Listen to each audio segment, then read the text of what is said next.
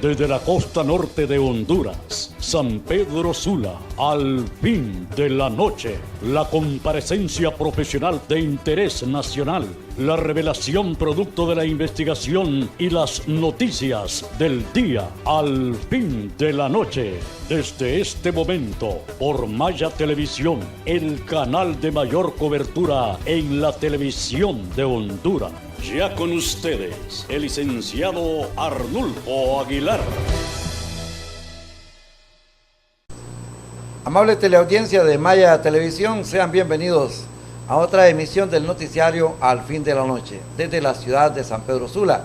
Saludos para ustedes de los sanpedranos y por supuesto el calor que en este momento está atenuado con las lluvias y con el paso de los vientos con tormenta en esta temporada que nos rememora los tiempos de octubre de 1998 con el huracán Mitch, el mes de septiembre de 1974 el huracán Fifi, y por supuesto que ahora debemos de estar mejor preparados y con el territorio debidamente acondicionado.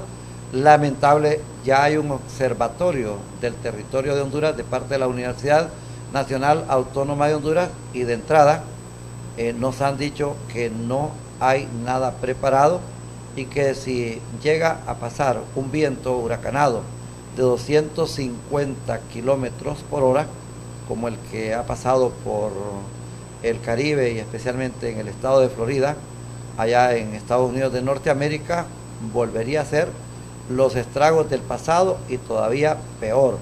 Y el biólogo Alex Vallejo hizo el apunte con respecto a la situación de los cambios de ubicación territorial para estas inundaciones. Y ahora lo que era una alerta en la costa norte, en las comunidades tradicionalmente inundables, hoy el peligro permanente es el centro, Francisco Morazán con Tegucigalpa, o Mayagüela.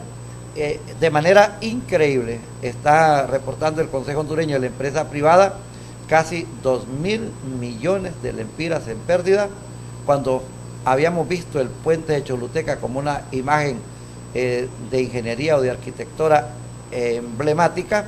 Esa arquitectura hoy la pudimos ver marcando el nivel de las inundaciones. Esto tiene que ser muy preocupante. Lo del cambio climático, si bien es cierto, los países industrializados son los que hacen la mayor cuota de daño, pero Honduras no se queda atrás. Cuando se lanzan las basuras, esas botellas, esos cartones, esos desperdicios a la calle, diga usted que tendremos enormes consecuencias. Damas y caballeros, como dicen en los escenarios, hoy el noticiario Al fin de la noche va a presentar un análisis sobre el proceso electoral en Brasil, lo que fue previo a las elecciones, donde llegaron dos candidaturas, una denominada progresista o de izquierda, como le llaman en la política, y una ultraderecha y militar allá en Brasil. Y es lo que hemos denominado la derrota al Partido de los Trabajadores en Brasil, con su máximo líder Ignacio Lula en prisión. Para ello hemos invitado al licenciado Ángel Jiménez. Él es docente de la Universidad Pedagógica Nacional Francisco Morazán en la ciudad de San Pedro Sula. A la vez es un reconocido y prestigiado analista en temas socioeconómicos y políticos aquí en el país. Muy amigo de personalidades a nivel nacional y también internacional basados en este tema. Bienvenido, licenciado Jiménez, a Maya Televisión en su alianza con Radio 1 desde la ciudad de San Pedro Sula para desarrollar esta temática tan importante, trascendente y de expectativas, porque ya ha pasado la primera vuelta con un resultado terriblemente negativo para el PT del Brasil y un surgimiento de manera impresionante y casi magistral de este otro candidato que ha presentado el denominado Partido Social Liberal con el señor Jair Bolsonaro en Brasil. Bueno, Arnulfo, un placer este encuentro después de varios años, ¿no?, de no poder dialogar sobre temas importantes que se han abordado siempre a través de la radio. América Latina, decía el expresidente Nixon que es lo que Brasil es. Si Brasil, esto significa, si Brasil camina por el conservadurismo, todos los gobiernos de América Latina marcharán por ahí. O si marcha por la izquierda, entonces habrá una influencia sobre América Latina. Es impresionante lo que pasa ahora, porque cuando el expresidente de Ecuador, Rafael Correa, todavía siendo presidente, planteó que estaba en marcha en América Latina lo que él denominó Operación Cóndor 2.0. Acuérdese que en la década de los años 70, 80, ¿verdad?, se llevó a cabo la Operación Cóndor número 1, que consistió en la coordinación de las Fuerzas Armadas del continente para el exterminio de los dirigentes de izquierda, independientemente del país al que emigraran, ¿verdad? Entonces, en el presente, lo que ocurre es que se utiliza el sistema jurídico para la persecución política de la dirigencia de izquierda, y eso se puede ver en el caso de Brasil, donde el mismo expresidente Lula denuncia que la Fiscalía nunca pudo probar los hechos que se le imputaron y que lo mantienen en prisión. Eso significa que mantenerlo en prisión, que lo inhabilitó políticamente, es la única manera de que se pudo derrotar al Partido de los Trabajadores, ¿verdad? Y que tuviera altas posibilidades el candidato de la ultraderecha para el triunfo de en las elecciones. Es algo terrible lo que está pasando ahora mismo en Brasil, porque ya apareció el candidato, ¿verdad?, a ser ministro de Economía, y es uno de los, es un graduado de la Escuela de Chicago, es un neoliberal a ultranza, y ese es el grave problema de la derecha en América Latina, que se alejó de los principios de la gobernanza, de la búsqueda del bien común, para buscar la representación nada más, mediar nada más los intereses de los grupos oligárquicos, y eso produjo en América Latina esas desigualdades enormes que todavía subsisten. Fíjese usted que en el informe publicado este año por el Banco Mundial sobre las desigualdades en América, en el mundo, aparece, por ejemplo, que el país más desigual del planeta es Sudáfrica. En segundo lugar, el país más desigual del planeta es nuestro país, Honduras. En tercer lugar está Colombia. Pero en la década de los años 90, el primer lugar lo ocupaba Brasil. Pero a raíz de la irrupción de Lula en el poder, sacó de la pobreza a millones de brasileños. Pero ahora que la derecha ha tomado el control, hay una restauración del modelo económico, y otra vez la aparición del flagelo de la pobreza, del flagelo de la desigualdad social.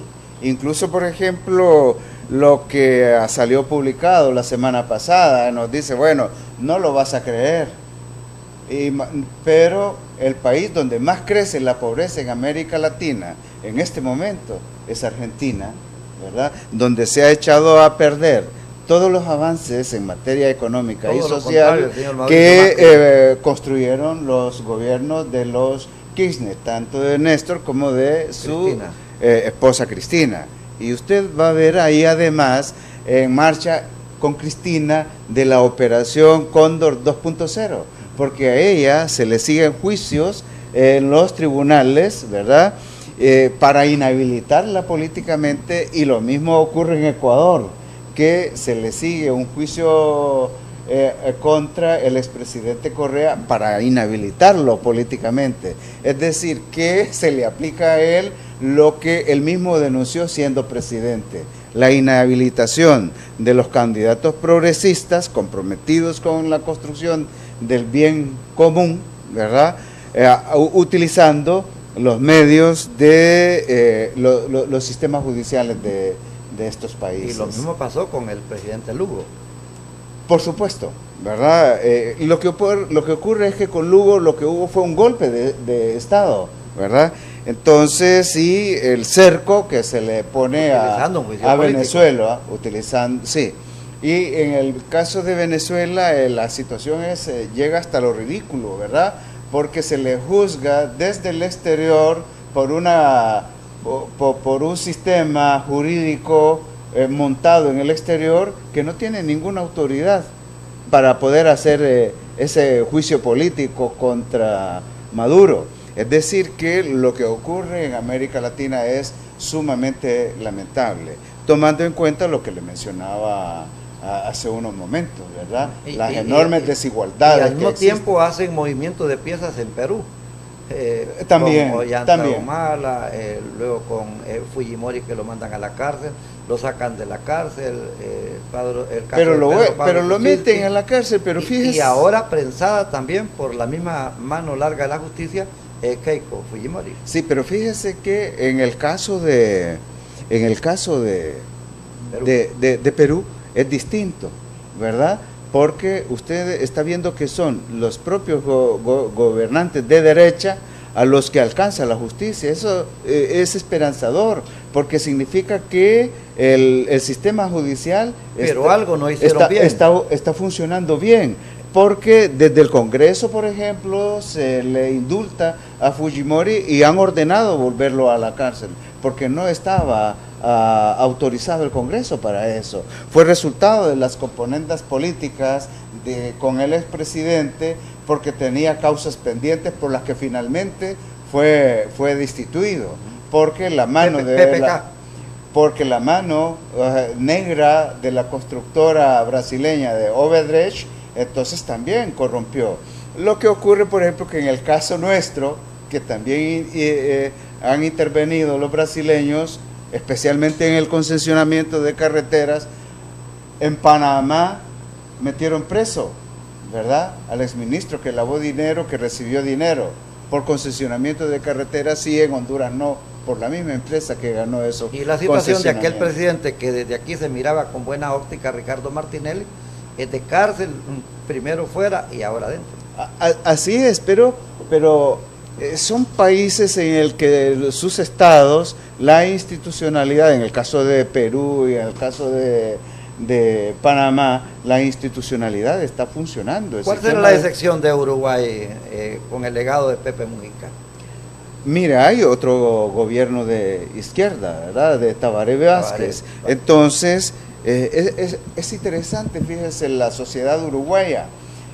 No se habla mucho de ella, pero es la sociedad más justa de América Latina, en tanto que alrededor del 57% de su población es clase media.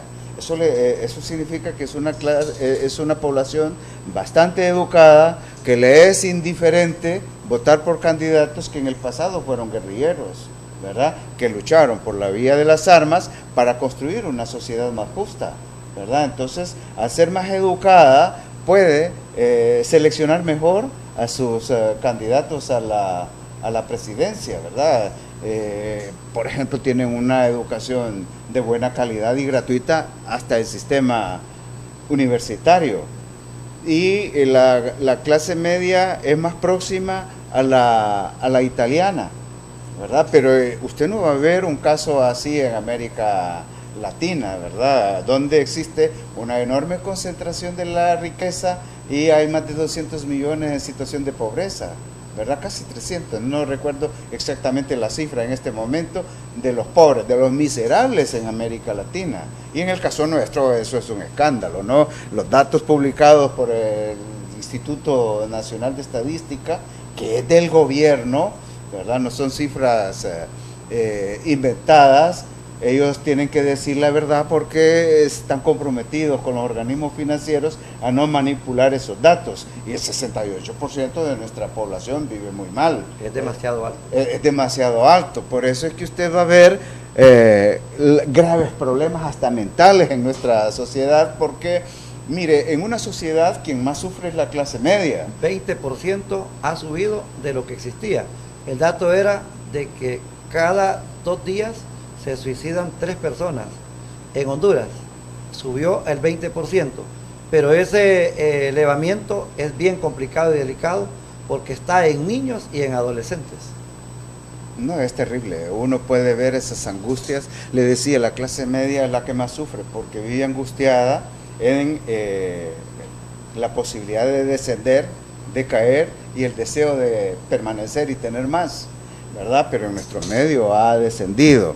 Y como docente universitario, entonces uno puede ver los problemas de nuestros jóvenes que luchan por mantenerse en la universidad.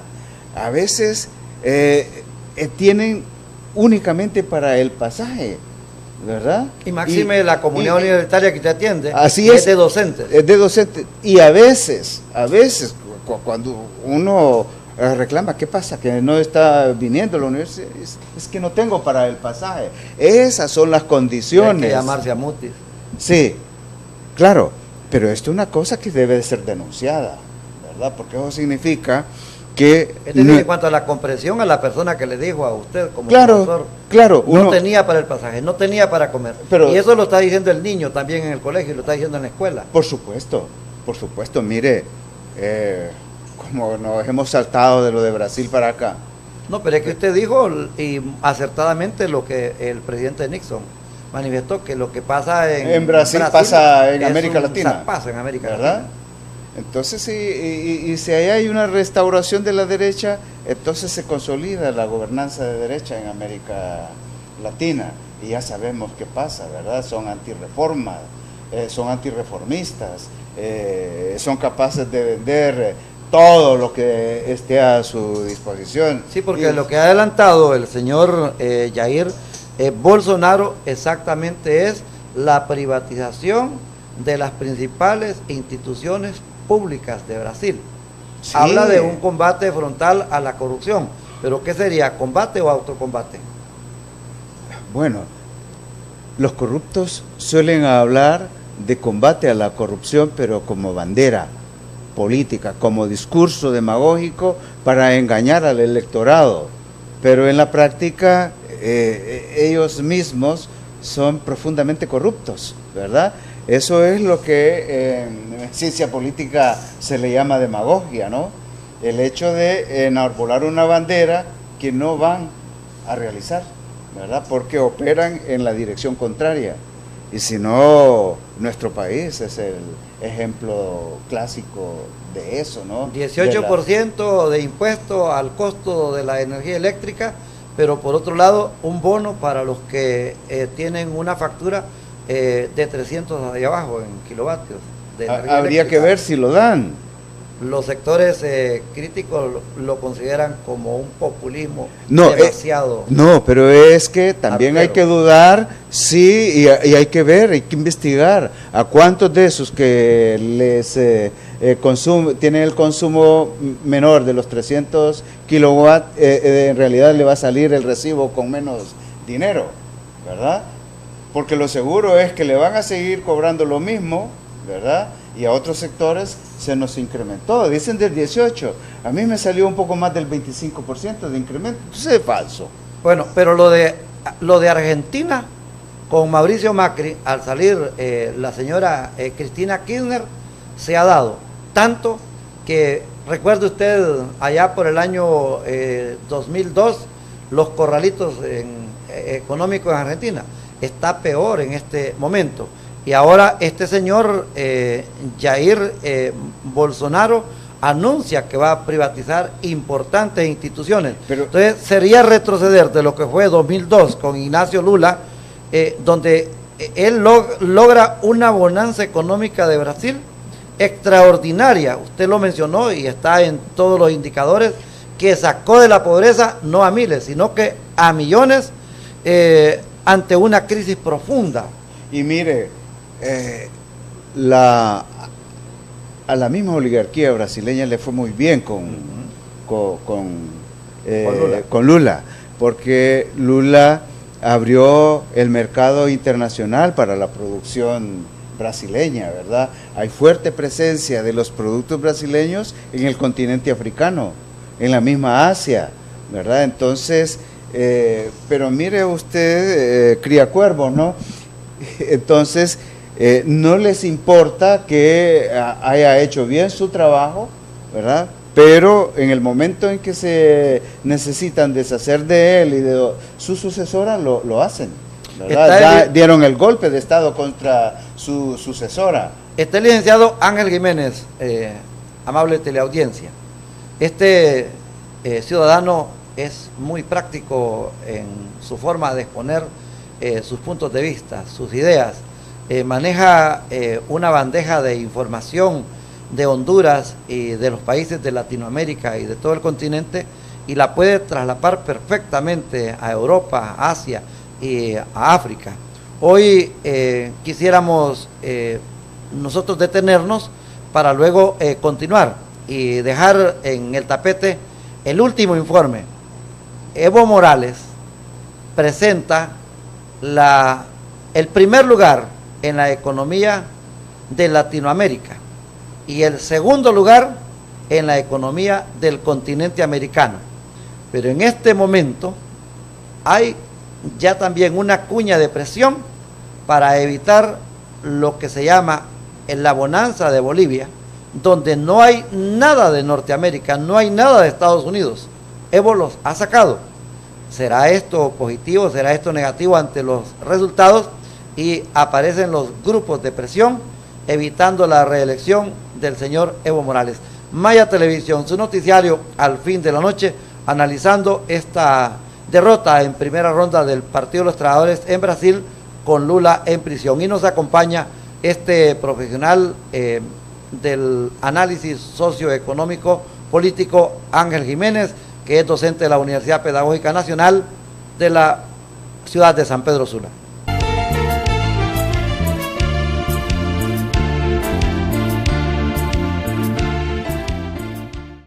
Honduras somos todos.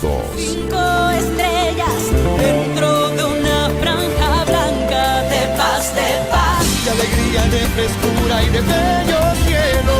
Para ti, para contarte lo que siento yo por Honduras. Para ti, lo que yo siento por Honduras. Pinta de colores, Guanacio.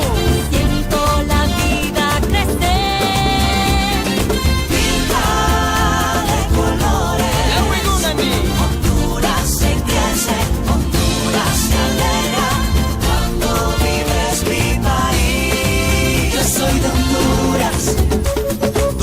Usted está viendo Maya TV, cobertura total. Somos para ti.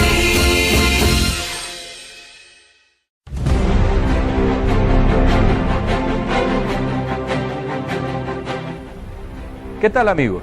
Gracias por estar con nosotros todos los días. Los invitamos a que vean nuestros editoriales en la página mariofloresponce.com. Muchas gracias.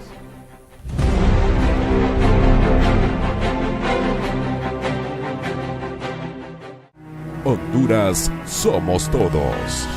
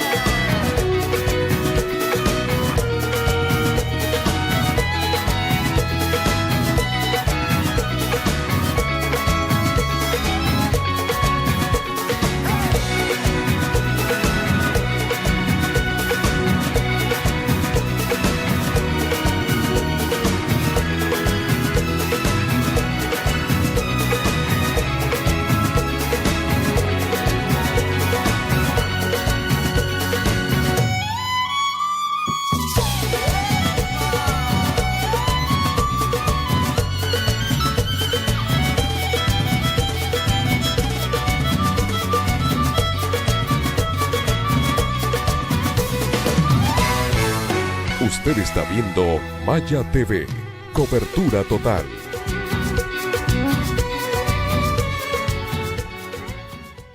La revista Vivir Mejor,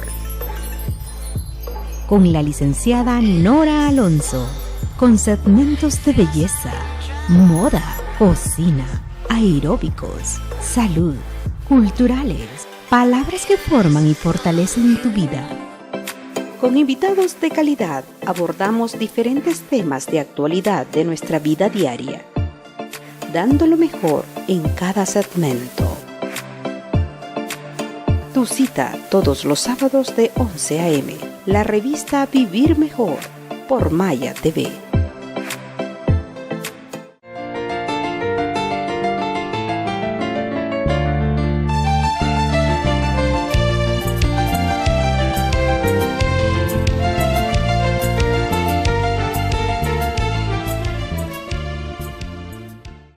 Maya Televisión, el noticiario al fin de la noche desde la ciudad de San Pedro Sula.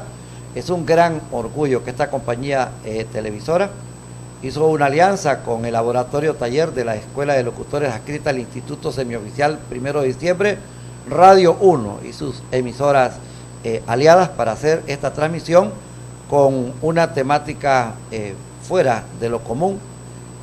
Como dicen, es una oportunidad para que ustedes día a día puedan tener a los analistas desde la costa norte de Honduras. Y para aquellos que nos están viendo en Tegucigalpa, en Olancho, en El Paraíso, en La Paz, en Santa Bárbara, en el occidente, también en Islas de la Bahía, perfectamente, ahí está en la pantalla el sistema de WhatsApp, el 99920594, para que nos escriban y nos pongamos de acuerdo en sus comparecencias sobre temáticas, sobre situaciones que tiene el país en general. Esta es una oportunidad que se abre desde la costa norte de Honduras para que sea transmitido por más de 600 sistemas de cable, el sistema satelital, por supuesto, todas las redes sociales y nuestro canal de YouTube, que tiene todas las comparecencias del 2018 y esta que usted la puede ubicar, pero tiene que inscribirse. Ponga ahí en el puntero, al fin de la noche, Maya Televisión, y adquiera estas comparecencias que son muy útiles, muy positivas y de construcción, propositivismo para Honduras. Licenciado Ángel Jiménez, el proceso electoral incierto en la potencia sudamericana Brasil. La izquierda llegó en 3 pedazos: el Partido de los Trabajadores, el PT, que exactamente al no tener habilitado a Lula, esta pelea con este juez Sergio Moro en Curitiba, usted la recuerda, manda al señor Fernando Haddad, ha obtenido 29.25%, y este señor del Partido Social Liberal Jair Bolsonaro el 46.5%. Al no obtener el resultado total y que exige la ley electoral de Brasil, a pocos días, el 28 de octubre, van a la segunda vuelta. Y en este momento la proyección ya de las encuestadoras es 58% a favor de Bolsonaro. Sí. Acuérdese que aparece la denuncia ya hace muchos años de lo que se denomina guerra de cuarta generación, ¿verdad? Que es la utilización de los medios de comunicación para la manipulación mental, ¿verdad? Y especialmente del electorado. Así es que no sería extraño que eso está funcionando en Brasil, y el único recurso que tenían para que el Partido de los Trabajadores no llegara al poder era inhabilitar a Lula da Silva. Luego ya se ha anunciado el día de ayer una coalición de los partidos de izquierda, porque ocurre algo muy interesante en América Latina, ¿verdad? Usted no ve nunca la derecha dividida, pero sí ve la izquierda dividida en varias tendencias, que al final, como está obligada a la segunda vuelta, ellos han anunciado que habrá una coalición, todos apoyarán al Partido de los Trabajadores, pero como no se tienen resultados, cuál será la votación de si todos los que votaron por los otros partidos van a decidir en la segunda vuelta apoyar el candidato del partido de los 147 millones de votantes van en iguales condiciones a la votación. Y este señor Ciro Gómez, del Partido Democrático Trabalista, PDT, es una potencia muy grande, podría ser mucha fuerza para el señor Haddad, pero los investigadores, los analistas, y usted habló de medios de comunicación, dicen que ninguna cuenta le ajusta. Sí, mire, aquí en el caso de Brasil, sería muy interesante e importante para la población que ganara el Partido de los Trabajadores, porque cuando la derecha neoliberal gobierna, quien se la pasa más son los pueblos. Entonces se terminará desmantelando de una vez todo lo avanzado. Dice Fernando Haddad, la democracia está en riesgo. Es que es cierto, es cierto. ¿Qué democracia puede haber cuando se desmantela el bien común, el gobierno para la construcción del bienestar común? Entonces, cuando se gobierna para las élites, que es en el caso nuestro, ¿verdad? Entonces, quien va a sufrir es ese pueblo. Fíjese usted que en el caso de Brasil, se pudo pagar la deuda externa y liberarse de la intervención del Fondo Monetario, ¿verdad? Y la economía creció. En Honduras, en ese mismo tiempo que gobernaba Zelaya, nunca llegó a acuerdos con el Fondo Monetario Internacional, adoptó una política propia y la economía creció como nunca en nuestra historia, 6% promedio, y cuando llega a la derecha todo se destruye, ¿verdad? Entonces la producción ha sido difícil restaurarla después de tantos años, ¿verdad? Casi llevamos 9 años y la economía todavía no crece, no alcanza aquellos niveles. Lo mismo solamente está en los bancos y en las instituciones financieras. Sí, porque ellos fueron los grandes beneficiarios. Sí, pero lo mismo ocurrió en Argentina, ¿verdad? Es más, cuando se deshace la señora Kirchner del fondo, que ya no permitió las intervenciones en su institución en las finanzas argentinas, el fondo tuvo que cerrar sus oficinas operativas en Argentina. Pero ahora, cuando llega Macri, entonces lo primero que hace es ir a cobijarse a los brazos del fondo, a perder la independencia porque empieza a pedir un préstamo que inicialmente era de 50.000 millones cuando no era necesario, ¿verdad? Entonces, ahora que se han vuelto a endeudar, perdieron la independencia política para poder tomar decisiones propias, porque van a tener encima a su patrono, a su viejo y nuevo patrono, el Fondo Monetario Internacional. Cada decisión política en materia económica importante para corregir el rumbo del error tendrán que consultar primero, porque eso es lo que pasa. Tendrán que consultar al Fondo Monetario.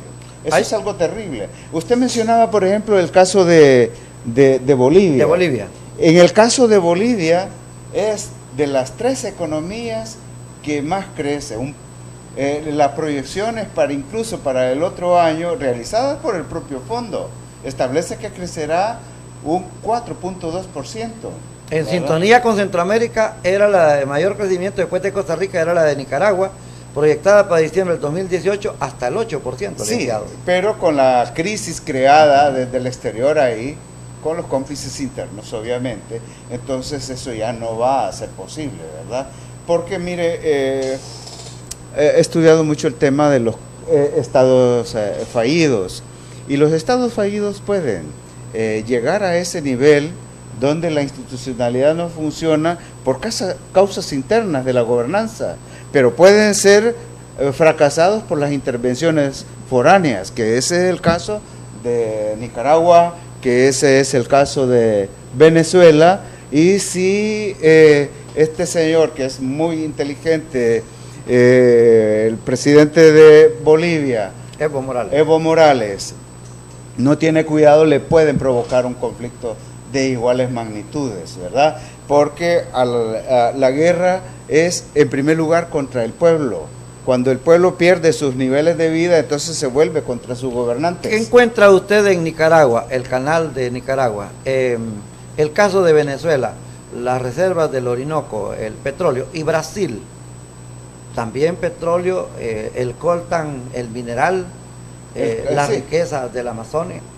Sí, toda la riqueza. Mire, si ahí no hubiera nada de eso, no hubieran intervenciones. Porque en Brasil no solo es eso, es también el agua dulce, es el río Amazonas, ¿verdad? Entonces hay que tomar en cuenta todos los recursos de que disponen estos países. Yo siempre digo, bueno, y como lo decía el expresidente de Uruguay, cuando descubrieron petróleo en Uruguay, dice, ojalá no sea mucho. Ojalá sea poco, lo suficiente como para resolver nuestros problemas, porque si es mucho despertará la codicia y nos van a intervenir. Es decir, es un problema tener una riqueza cuantiosa, ¿verdad?, que provoca la codicia de las grandes potencias a través de sus multinacionales y no tener cómo defenderla. Ese es el problema, y usted lo puede ver en el Medio Oriente, en el norte de África, estados completamente destruidos, provocados en la guerra civil, con el objeto de extraer la riqueza que tienen, ¿verdad? Esos son ejemplos clásicos de cómo los estados se pueden llevar a un nivel de crisis y de desorganización y sufrimiento de la propia sociedad, para poder extraer la riqueza que se tiene ahí. Todo esto nos lleva a un posicionamiento y a una consolidación de una estructura que se llama geopolítica. Sí, bueno, mire, la geopolítica es muy determinante. Así de sencillo, guerra de potencias. Sí, la geopolítica, y también hoy ha aparecido lo que se le denomina geoeconomía, ¿verdad? El poder económico de las potencias. La geopolítica, que cuando nace inspirada en Friedrich Ratzel, un geógrafo alemán, que desarrolla la teoría del espacio vital, ¿verdad? Que para un país es vital los recursos que existen en otro país, y eso le da derecho al país más fuerte a ocupar el territorio ajeno para extraer esos recursos.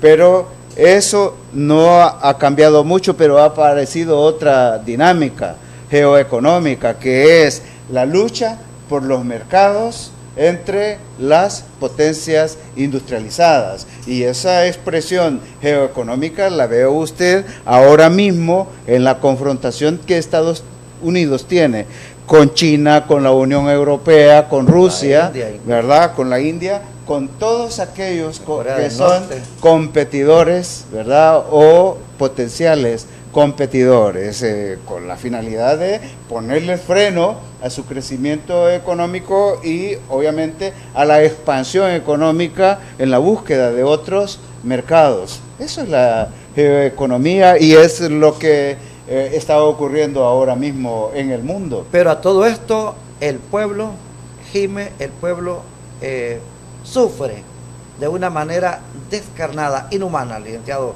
Jiménez. Por supuesto, y en el caso nuestro eso supera la capacidad de imaginación, ¿verdad?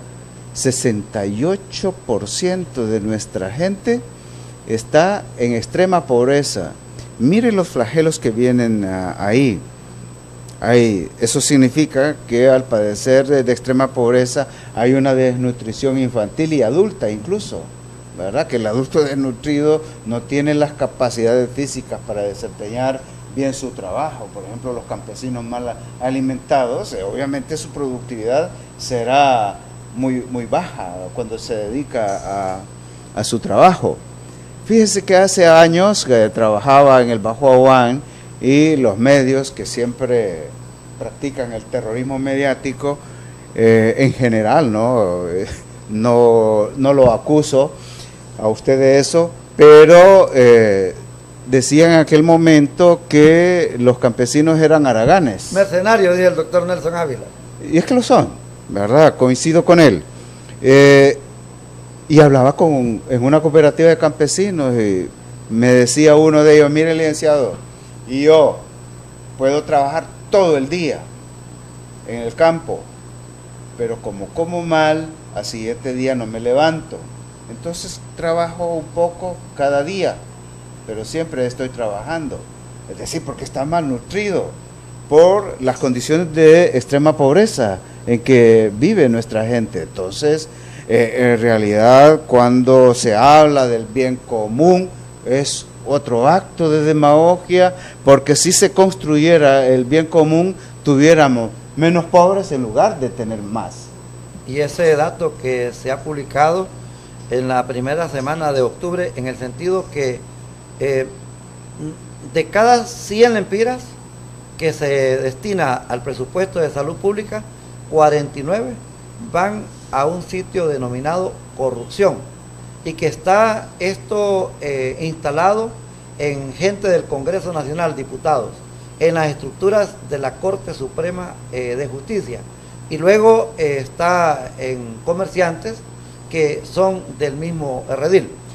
Luego vamos a encontrar que el presupuesto de Honduras para educación y para salud es el 20% para las dos líneas. Se toca todo, pero jamás se toca a las Fuerzas Armadas, jamás se tocan cuestiones de policía. Sí se les toca, pero para mejorarlas. Los últimos datos proporcionados por FOSDE, Foro Social de la Deuda Externa, en el análisis de las asignaciones presupuestarias, por ejemplo, durante 10 años, ¿verdad? Hace 10 años, el presupuesto para seguridad, para defensa y seguridad era cercano a los 1.000 millones de lempiras. 10 años después, el presupuesto de seguridad y defensa es de 10.000 millones, es decir, que se ha venido incrementando un promedio de 1.000 millones. Es decir, es más alto de Centroamérica, pero cuando usted habla de seguridad debe haber algunos cambios, ¿verdad? Entonces, usted se siente más seguro cuando sale a la calle. Los que nos escuchan se sienten seguros cuando, o los que nos escuchan y los que nos ven, se sienten más seguros cuando salen a la calle. Seguramente no, ninguno se siente seguro, pero todos pagamos, por ejemplo, para el tazón de seguridad, pero los resultados son demasiado pobres para tanto dinero invertido, en detrimento de educación, en detrimento de salud, donde hay una corrupción enorme, ¿verdad? De espaldas a la sociedad se ha privatizado la administración de los hospitales, entregándoselo a ONGs que son propiedad de esos políticos en el Congreso. Y de manera discreta se le ha pasado la cuenta a los padres de familia en materia de educación. Así es, y fíjese usted lo ridículo, porque me tocó con uno de mis hijos, ¿no? La alfabetización. La alfabetización es un problema de Estado y debe resolverse con recursos del Estado, ¿verdad? Pero se le ha trasladado a los padres de familia cuando el muchacho tiene la responsabilidad de alfabetizar un adulto. Pero ese adulto hay que irlo a traer a su casa, hay que darle de comer, hay que darle regalos, de tal manera que al padre de familia, en el caso nuestro, nos costó 8.000 lempiras alfabetizar un adulto. Y total que es una farsa y es un engaño total. En la siguiente ronda del noticiario Al Fin de la Noche en Maya Televisión de San Pedro Sula, tengo un dato, dice que los resultados de la primera vuelta ponen de manifiesto el imparable auge de Bolsonaro en un país que ha votado polarizado y que se ha batido el récord de abstención desde el año 2002, cuando se llevó a Lula, de un 20.3% tras los numerosos escándalos de corrupción. ¿Hasta dónde esta abstención se podría ablandar y ponerlo a favor del señor Ejada? Nos detenemos, ya volvemos en Maya Televisión.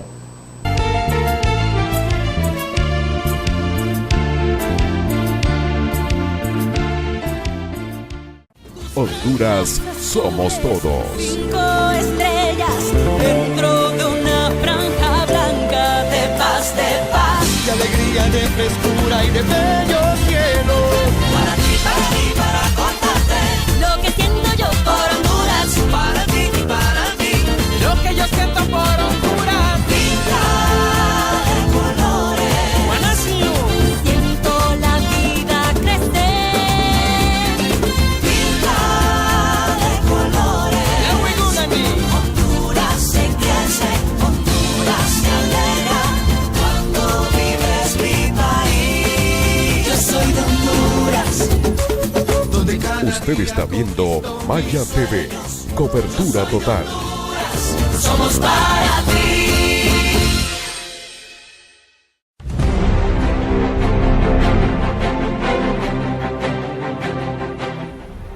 ¿Qué tal, amigos?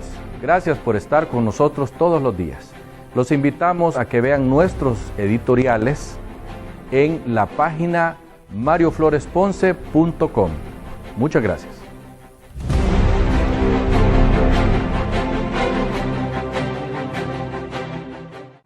Honduras somos todos.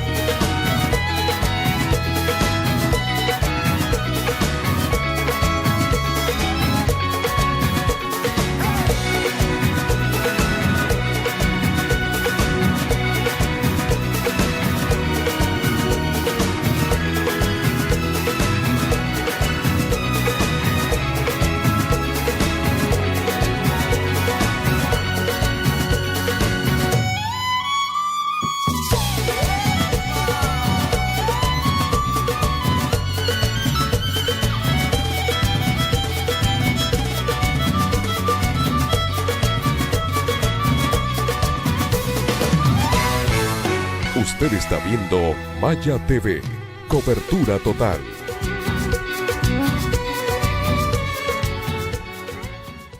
La revista Vivir Mejor, con la licenciada Ninora Alonso, con segmentos de belleza, moda, cocina, aeróbicos, salud, culturales, palabras que forman y fortalecen tu vida.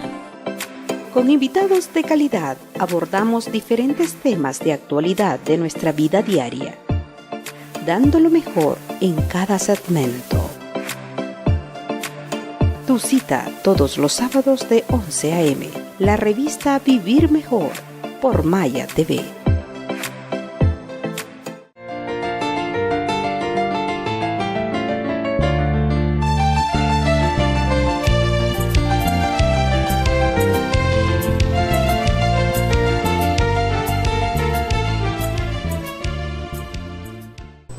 Maya Televisión, su noticiario al fin de la noche. Ya se acerca el cierre y vamos a aprovechar al máximo los minutos que nos quedan con la exposición, la comparecencia de este prestigiado profesional de la ciudad de San Pedro Sula, que ha llegado desde la Universidad Pedagógica Nacional Francisco Morazán. Saludos para la Rectoría en Tegucigalpa, para las direcciones regionales, especialmente a la doctora Lexi Medina en la ciudad de San Pedro Sula, pero también a los catedráticos en las diferentes categorías, las licenciaturas, están en los diplomados, el posgrado ya en la categoría de máster, y también tiene el doctorado en la Universidad Pedagógica Nacional de Francisco. Sí, actualmente Morazán. Desarrolla un doctorado para sus profesores, ¿verdad? Por primera vez, para elevarle el nivel académico nuestros docentes. Y saludar a la comunidad estudiantil que todos mejorar la calidad de la docencia para nuestros estudiantes. Claro que sí. Sí, licenciado, le presenté el dato que hubo una abstención en estas elecciones de Brasil entre Fernando Haddad y Jair Bolsonaro del 20.3%. Todas las fuerzas políticas de la denominada estructura progresista de izquierda de Brasil, más este porcentaje que se abstuvo, ¿usted cree que tenga deserciones abajo de este 46.5%? Mire, los que se abstienen es difícil saber cuál es su orientación política. ¿Usted es optimista para la segunda vuelta, viéndolo como latinoamericano, en la situación de Brasil? No, al contrario, más bien soy pesimista. Soy pesimista en el sentido de que la derecha tiene un proyecto, una gran investida política, han inhabilitado al mayor líder de Brasil, que tuvo una gran influencia en América Latina durante su gobierno, y ellos no se pueden no se pueden permitir, ¿verdad?, que otro triunfe. Hasta Dilma Rousseff perdió la candidatura del Senado. Sí. Y este aspirante presidencial, Fernando Haddad, perdió el gobierno de Minas Gerais, que es su principal estado. Bueno, ese es un ejemplo, ¿verdad?, que nos dice que no van a salir bien parados de este proceso. En esto, más allá de las simpatías políticas que uno puede tener, hay que ser objetivo para percibir esa realidad y hablar sobre esa realidad, porque hay un compromiso, hay un valor ético supremo de la academia y su compromiso con la verdad. Hay una verdad. En las últimas elecciones de Venezuela se informó y se ha presentado como documentos de investigación y revelación que si don Nicolás Maduro no para las redes, el internet, las urnas se hubieran llenado en su contra. Pudo haber sido, ¿verdad? Aunque tengo una profesora amiga de la Universidad de Zulia que me decía que el abstencionismo en Venezuela fue bastante fuerte también, ¿verdad? Entonces hay graves problemas creados desde el exterior porque son objeto de una guerra económica atroz. Lo irónico es que en Estados Unidos, en el caso de la señora Hillary Clinton y el señor Donald Trump, se sigue buscando e investigando la injerencia satelital de Rusia u otra potencia para que ganara el señor Donald Trump, favorecer a los republicanos que estaban en contra incluso de Donald Trump. Eso es motivo de risa, porque cuando le preguntaron a Putin sobre esa intervención, él mismo dice, bueno, ¿acaso Estados Unidos es una república bananera que permite injerencia de otros países? Eso es ridículo, ¿verdad? Es decir, que el Partido Demócrata, para justificar su derrota, entonces tiene que acudir a la construcción de un chivo expiatorio que le perjudicó, ¿verdad? Pero en realidad no fue cierto. Además, habían estado 8 años en el poder y no hubo ningún crecimiento, ni un bienestar en ese pueblo, ¿no? Es algo terrible.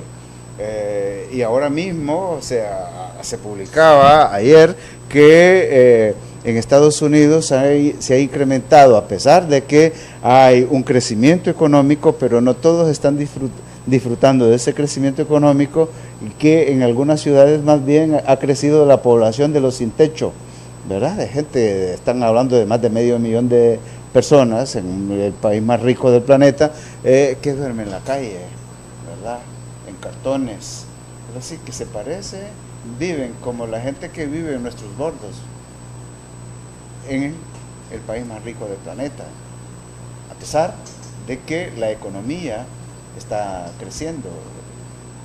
La economía es algo compleja, interesante de analizar. Bien, ¿cómo tenemos que ver a Brasil ya con el señor Jair Bolsonaro consumado como presidente electo después del 28 de Bueno. octubre. Brasil ante América, Brasil ante el mundo. Bueno, lo vamos a ver otra vez como un país de profundas desigualdades sociales. Si esa es la ruta que lleva, ¿no? De volver a vender lo que pertenece a toda la sociedad, no en beneficio de todos, sino en beneficio de unas minorías ricas, ¿verdad? Lastimosamente en América Latina la democracia no va más allá de la democracia política, es decir, de la participación electoral en la elección de un presidente, pero estamos lejos de la construcción de la democracia económica. Es decir, que se ha construido una cultura política dentro de los ciudadanos que tiene enormes limitaciones, que entiende la democracia como derecho a votar nada más, que no entiende que la democracia es más que eso, que la buena gobernanza es la búsqueda del bien común. Eso lo va a ver usted en nuestra propia Constitución de la República y lo va a ver como principio en todas las constituciones de las repúblicas en el mundo, la construcción del bien común. Y va a encontrar sociedades que sí han construido sistemas del bien común, ¿verdad? Que son los países nórdicos, en Europa, donde todavía subsisten, aun cuando hay presiones neoliberales para eliminarlas, subsisten instituciones de políticas del bienestar común construidas desde a finales de la Segunda Guerra Mundial, con la aplicación del modelo de bienestar social del economista británico John Maynard Keynes, ¿verdad? Entonces, más allá de eso, usted va a encontrar que hay países ahí en la periferia europea que tienen profundas desigualdades ya, ¿verdad? Pero lo que ocurre, le repito, es que América Latina padece de ese mal, con la excepción en este caso de Uruguay.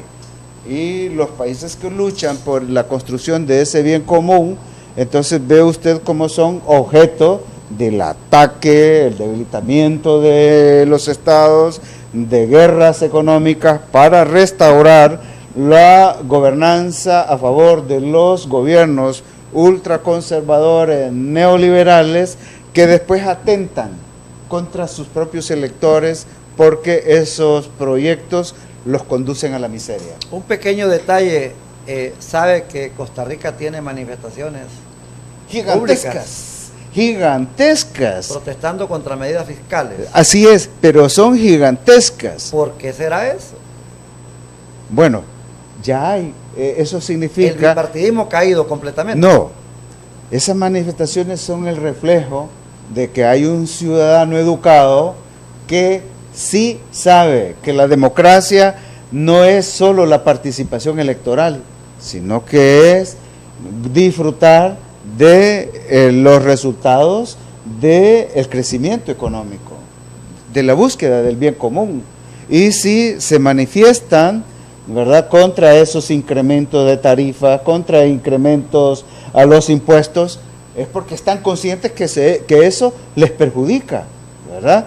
Claro que si no existiera en nuestro medio la represión, entonces es probable que tendríamos nosotros grandes manifestaciones si tuviéramos dentro de nuestra cultura política la idea clara que la democracia no solo es participación electoral, ¿verdad? Hay diferencias aún con nuestros vecinos.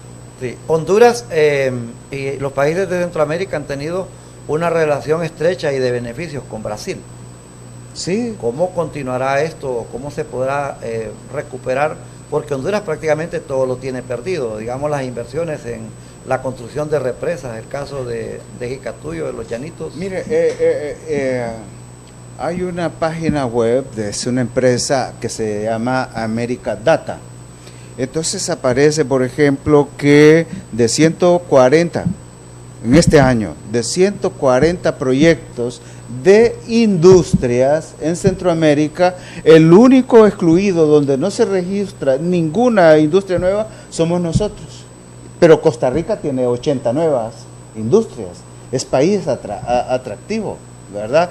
De 1.400 millones de inversión en infraestructura, de edificios, de casas, ¿verdad? 11 millones apenas Honduras. ¿Eso qué le dice? Que no somos destino de inversión porque institucionalmente no somos creíbles, ¿verdad? Somos país de alto riesgo. Y si no, solo miremos los datos estadísticos a que me refiero. Vámonos a la son cuenta, recientes. a la cuenta del milenio. Así es. En los últimos tiempos no se incluye. No, estamos completamente y fuera. mire que es interesante y sería bueno mostrar datos en la televisión. Se mete usted a la cuenta del milenio del gobierno de los Estados Unidos y mira los indicadores sociales de Honduras, lo va a encontrar que son los mismos niveles de los países africanos pobres. Ha habido un proceso que se le denomina africanización de nuestra sociedad, de la que los medios nos dicen, quizás es suyo y quizás no me vaya a censurar esta parte en el programa. No, para nada. Señoras y señores, ha comparecido el licenciado Ángel Jiménez. Él es docente de la Universidad Pedagógica Nacional Francisco Morazán en la ciudad de San Pedro Sula, muy conocido por sus análisis socioeconómicos y políticos. La temática sobre las elecciones en primera ronda de Brasil, la segunda que está programada para el 28 de octubre, donde ya se hace un despliegue de las encuestadoras con un favor del 58% mínimo para Jair Bolsonaro, y hay un 20.3% de abstención, más la reunificación y la sociedad de los partidos independientes, los partidos socialistas de izquierda, los progresistas, a favor de Fernando Haddad, lo que se denomina el Plan B. Maya Televisión, desde la ciudad de San Pedro Sula, el noticiario al fin de la noche, y en realidad ha finalizado la noche en Honduras. Saludos, amigas y amigos. Al fin de la noche, con el periodista Arnulfo Aguilar, la comparecencia, el análisis y las noticias desde la costa norte de Honduras por Maya Televisión, el canal con mayor cobertura. Hasta la próxima emisión.